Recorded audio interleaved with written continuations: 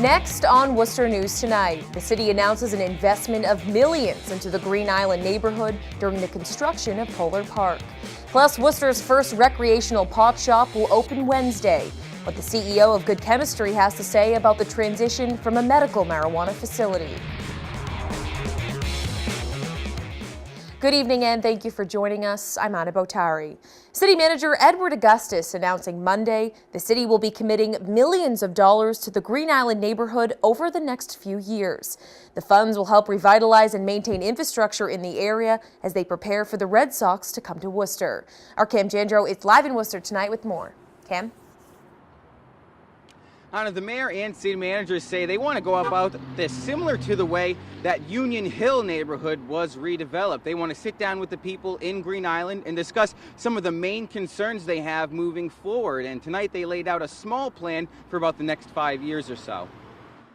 The city of Worcester will commit $3 million to Green Island to help the neighborhood keep its identity during and after the construction of Polar Park. They call it the Green Island Initiative. The importance is really making sure this neighborhood, which is the closest neighborhood to the ballpark project, feels the benefits of the project. The funds will come from community development block grants and focus on infrastructure, housing rehabilitation, lead paint remediation, economic development, and the improvement of public facilities. All of those are the things that we constantly talk about, but these are actually concrete plans to actually make these things into effect. City Manager Ed Augustus says they've already put nearly $37 million in state and city money towards Green Island, Kelly Square, and the Canal District. The $3 million grant will be distributed over the next 5 years, with $1 million being used in fiscal year 2020. They want investments in their streets and sidewalks in their area. They wanted to make sure they had an opportunity if there were new jobs created in the ballpark. The Green Island Initiative will start in July, the same time Worcester expects to break ground on Polar Park. Mass DOT hopes to break ground on Kelly Square in October. City Councilor Sarai Rivera says while the city is focused on big projects, they haven't forgot about the neighborhoods. This council and this administration has been very purposeful to make sure that we continue to invest in neighborhoods, and this is proof of that. Now tonight, the city manager also announcing that there will be a new road created by the Wyman Gordon property and where the ballpark is scheduled to be. The name of that road will be Green Island Boulevard. Live in Worcester tonight, I'm Cam Jandro, Worcester News Tonight. Worcester's first medical marijuana shop will soon be celebrating another first in the city. Good Chemistry is opening for recreational marijuana sales May 1st. Matthew Huron began cultivating cannabis 20 years ago. He owns shops in Colorado, Nevada, and Massachusetts. He says the process for the cannabis dispensary in Worcester began nearly 7 years ago and officially opened in the city last August. Huron says the transition from a medical dispensary to also selling recreational marijuana is something they've done before. We've done that 3 times in Colorado. We have a team that's very experienced. The location remains the same. Products are relatively the same. And so we feel really comfortable with going from medical and adding adult use to the dispensary. In order to visit Good Chemistry on opening day, you have to make an appointment on their website. They'll also provide a map of where to park. Around 100 people were inside the Chabad of Poway Synagogue Saturday when a gunman started shooting. A Westboro rabbi once taught at the California Synagogue. Michael Green says it's difficult to come to terms with the violence on religion. Our Chandler Walsh has more. How such a vicious attack could happen like this in a house of worship in what I would consider to be the safest part of the country. Rabbi Michael Green has a close connection to the synagogue in Poway, California. He taught there in the late 90s before moving to Westboro. I could have imagined exactly how it happened because I knew the synagogue well. I remember where my office was. Green's family was close to victim Lori Gilbert Kay. Lori was shot and killed in the synagogue foyer. It just made perfect sense to me that Lori would have been out in the foyer because she was such a welcoming person. She always made people feel comfortable. Green says if the shooting happened any later, the synagogue's children would have all been in the area the shooter targeted. That could have been, when you think about the carnage that could have been, that could have happened. Like Green, the Jewish Federation of Central Massachusetts is struggling to come to terms with the tragedy exactly 6 months after another attack in Pittsburgh.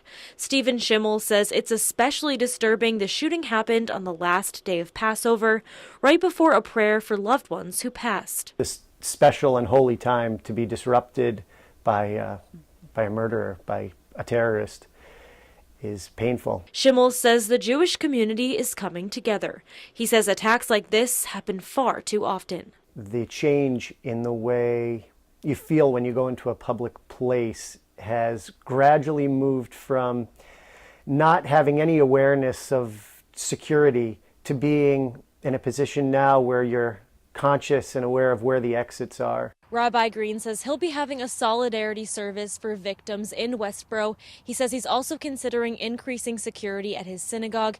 He says in these times it's just too risky not to. In Worcester, Chandler Walsh, Worcester News Tonight. Encouraging kids to get into a good book is the goal behind the Worcester Ticket to Read program. Every month, the Worcester Bravehearts and the Worcester Railers visit schools around central Massachusetts and read to classes. Students in grades K through 6 are then challenged to read 10 books. If they complete the challenge, they receive a free kids meal from Chick-fil-A, as well as tickets to a Railers hockey game and a Bravehearts baseball game. With the Bravehearts, all of our players are student athletes.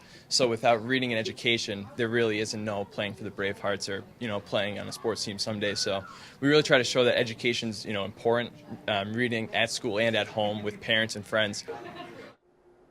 Since the program started, more than 1,000 students have participated, reading 14,000 books. Well, the hockey season may be over, but it doesn't mean the ice at the DCU Center will go to waste. Monday, they held a Paint the Ice event to get the Worcester community involved in Arts Week. Worcester fans got the chance to walk on the ice and leave their own mark. The DCU Center's marketing coordinator says the community's response was exciting because it's a unique and fun way to incorporate art. To invite the Worcester community, especially those who are involved in the arts, to come and do something unique and different.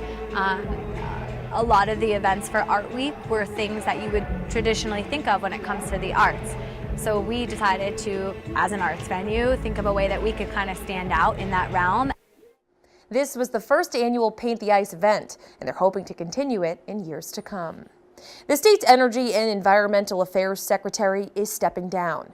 Shrewsbury's Matthew Beaton is credited with helping the Baker-Polito administration implement a major expansion of clean energy. Undersecretary Kathleen Theoharides will take over for Beaton. He's leaving to join a consulting firm. They're the two biggest cities in New England, and today Worcester and Boston leaders met to learn a thing or two from each other.